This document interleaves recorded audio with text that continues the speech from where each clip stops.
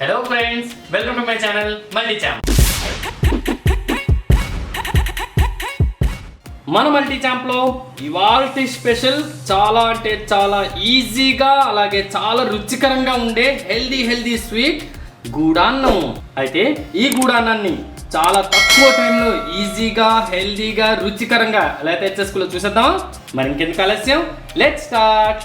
దీన్ని తయారు చేసుకోవడానికి ముందుగా ఒక ప్రెషర్ కుక్కర్ తీసుకొని ఇందులో 1 కప్పు వరకు రేషన్ బియ్యం, అదేనండి కోటా బియ్యం వేసుకొని దీన్ని బాగా శుభ్రం చేసేసుకోవాలి. చూసారుగా ఫ్రెండ్స్, బియ్యం మొత్తం బాగా శుభ్రం చేసేసుకున్నాం కదా. ఇప్పుడు ఏదైతే కప్పుతో మనం బియ్యం కొలుచుకున్నామో అదే కప్పుతో సుమారుగా 2.5 కప్పుల వరకు వాటర్ని పోసుకుందాం.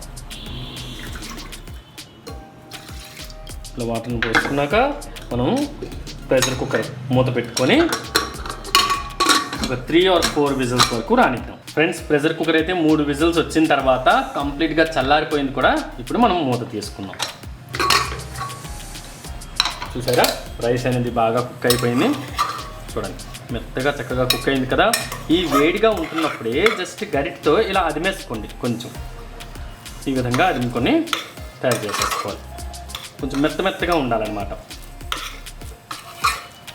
జస్ట్ ఒకసారి ఈ విధంగా అదిమేసుకుందాం. మరీ అలాగని మరీ మెత్తగా చేసుకోవచ్చు, అలాగనే మరీ పలుగ్గా కూడా ఉంచొద్దు. చూసారు కదా, ఈ విధంగా మెత్తగా తయారు చేసేసుకున్నాం కదా. ఇప్పుడు మనం నెక్స్ట్ ప్రొసీజర్ని చూసేద్దాం. ఇప్పుడు స్టవ్ మీద ఒక కడాయి పెట్టుకొని ఇందులో జాగ్రత్తగా చూడండి, ఏ కప్పుతో అయితే మనం బియ్యం కొలుచుకున్నామో అదే కప్పుతో 1 కప్పు వరకు తురిమిన బెల్లం వేసుకున్నాం. నేను ఇక్కడ బెల్లంతో చేస్తున్నాను, ఎందుకంటే దీని పేరే గూడాన్నం. గూడ్ అంటే బెల్లం. గూడాన్నం కాబట్టి బెల్లంతో చేసే అన్నం. ఇందులో ఇప్పుడు సుమారుగా ఒక 2 టేబుల్ స్పూన్స్ వరకు వాటర్ వేసుకుందాం. వాటర్ వేసుకొని దీన్ని అంతటిని బాగా కరగనిద్దాం. అది కూడా స్టవ్ని లో ఫ్లేమ్లో పెట్టుకొని బాగా కరగనివ్వండి. చూసాగా ఫ్రెండ్స్, బెల్లం అంతా చక్కగా కరిగింది. చూడండి, మరి పాకం అయితే రావక్కర్లేదు, కరిగితే సరిపోతుంది. కరిగి ఇలా కొంచెం నురగొచ్చేగానే మనం ఏం చేయాలంటే ఇదే స్టేజ్లో మనం ముందుగా ఉడకబెట్టుకొని, అంటే అన్నం ప్రిపేర్ చేసుకొని అలాగే ముద్దగా చేసుకొని పెట్టుకున్నాం కదా, ఆ అన్నాన్ని మొత్తాన్ని ఇందులో వేసుకుందాం. ఇలా వేసుకున్న అన్నాన్ని అంటే బెల్లం అంతా చక్కగా పట్టుకునే వరకు ఒకసారి బాగా కలిపేసుకుందాం. ఇలా అదుముతూ కలుపుకోండి ఫ్రెండ్స్. అప్పుడు మరీ మెతుకుగా ఉండకుండా కొంచెం మెత్తగా చాలా బాగుంటుంది. అండ్ చాలా సింపుల్ కూడా. చూసారా, చాలా అంటే చాలా సింపుల్, అలాగే చాలా రుచికరంగా హెల్దీ కూడా. రుచికరంగా ఉంటుంది, అలాగే హెల్దీ కూడా. కలిపేసుకున్నాం కదా. కలిపేసుకున్న తర్వాత లో ఫ్లేమ్లో దీన్ని అంటే బెల్లాన్ని మొత్తాన్ని అన్నంకి బాగా పట్టుకునేటట్టుగా లో ఫ్లేమ్లో కాసేపు మూత పెట్టుకొని ఉడకనిద్దాం. ఒక 5 minutes తర్వాత లో ఫ్లేమ్లో చూసారా, అన్నం అంతటికి చక్కగా పట్టుకొని మంచి రంగు వచ్చింది. చూసారా, చూడండి ఎంత మంచి రంగు వచ్చింది కదా. ఇలా కలుపుకొని చూసుకున్నాం కదా. ఇప్పుడు ఇందులో మంచి ఫ్లేవర్ కోసం కాస్తంత ఫ్రెష్గా దంచుకున్న యాలకుల పొడి, అదేవిధంగా చూడండి జాగ్రత్తగా పచ్చకర్పూరం. తెలుసు కదా ఫ్రెండ్స్, మనకి స్వీట్స్లో బాగా వాడతాము, నైవేద్యాలు అయితే మరి ముఖ్యంగా వాడతారనమాట. ఈ పచ్చకర్పూరం చాలా అంటే చాలా తక్కువ, ఎందుకంటే ఘాటుగా ఉంటుంది కాబట్టి ఈ కర్పూరాన్ని ఈ విధంగా, అంటే పచ్చకర్పూరం మామూలు కర్పూరం కాదండి, పచ్చకర్పూరం ఇలా నలిపి అలా వేసేసుకొని ఒకసారి దీన్ని అంతటినీ బాగా కలిపేసుకుందాం. కలిపేసుకున్నాం కదా. కలిపేసుకొని స్టవ్ ఫ్లేమ్ని ఆఫ్ చేసేసుకొని మూత పెట్టుకొని దీన్ని పక్కన పెట్టుకున్నాం. ఇప్పుడు స్టవ్ మీద ఒక పోపుల గిన్నె పెట్టుకొని ఇందులో సుమారుగా 2 టేబుల్ స్పూన్స్ కంటే కాస్తంత ఎక్కువ నెయ్యి వేసుకున్నాను ఫ్రెండ్స్. ఎందుకంటే స్వీట్స్కి వచ్చేసరికి నెయ్యి ఉంటేనే బాగుంటుంది కదా. నాకు కూడా నెయ్యి ఉంటేనే స్వీట్స్ తినాలనిపిస్తుంది, కాబట్టి 2 టేబుల్ స్పూన్స్ కంటే కాస్తంత ఎక్కువ, అంటే సుమారుగా 2.5 టేబుల్ స్పూన్స్ వరకు నెయ్యి వేసుకొని నెయ్యిని బాగా కరగనిద్దాం. అంటే మరీ సలసల అయితే కాగక్కర్లేదు, కరగనిద్దాం. అదేవిధంగా అంటే మీడియం ఫ్లేమ్లో పెట్టుకుని కరగనివ్వండి.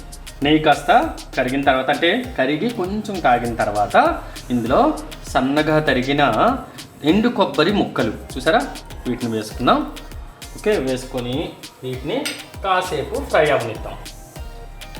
ఎందుకంటే ఎండు కొబ్బరి ముక్కలు అనేది ఫ్రై అవ్వడానికి కొంచెం టైం తీసుకుంటే జస్ట్ 1 to 1.5 minutes వరకు లో టు మీడియం ఫ్లేమ్లో పెట్టుకొని వీటిని కాస్త ఫ్రై అవ్వనిద్దాం.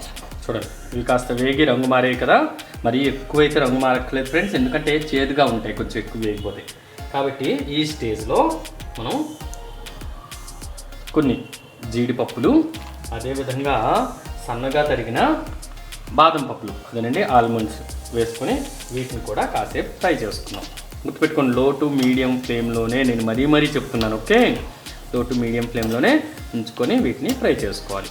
చూసారా జీడిపప్పు బాదం పప్పులు కలర్ చేంజ్ అయ్యాయి కదా, కలర్ అనేది. ఈ స్టేజ్లో మనం స్టవ్ ఫ్లేమ్ని ఆఫ్ చేసేసుకోండి. ఆఫ్ చేసుకున్న తర్వాత కొన్ని కిస్మిస్లు ఓకే వేసుకొని జస్ట్ ఇలా కలిపేసుకోండి. ఆ వేడికే కిస్మిస్లు అనేది వేగిపోతాయి ఫ్రెండ్స్, అలాగే ఉబ్బుతాయి కూడా. చూడండి కాసేపటికి చూసారా ఉబ్బుతున్నాయి కిస్మిస్లు. ఓకే, మరీ ఎక్కువైతే స్టవ్ ఫ్లేమ్ని ఆన్ చేసుకొని వేయొద్దు, స్టవ్ ఫ్లేమ్ని ఆఫ్ చేసేసుకొని చూసారా ఉబ్బిపోతున్నాయి.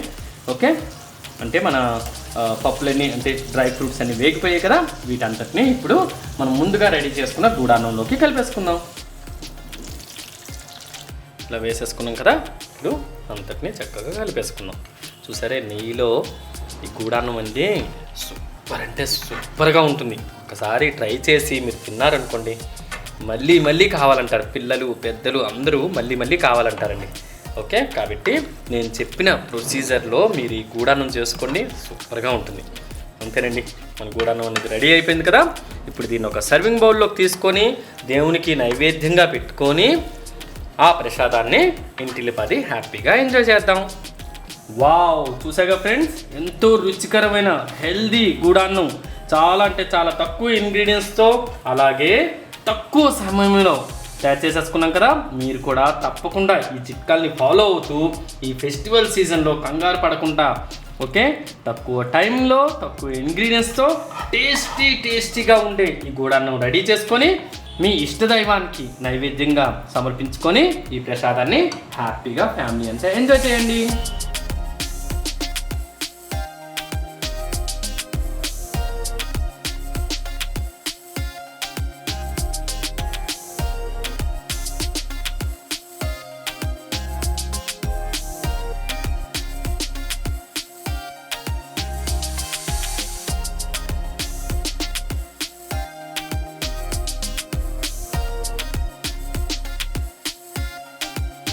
మీకు కనుక ఈ వీడియో నచ్చినట్లయితే సబ్స్క్రైబ్ చేయండి, షేర్ చేయండి అండ్ లైక్ చేయండి. దాంతోపాటు బెల్ ఐకాన్ డెఫినెట్గా ప్రెస్ చేయండి. Thank you friends, bye.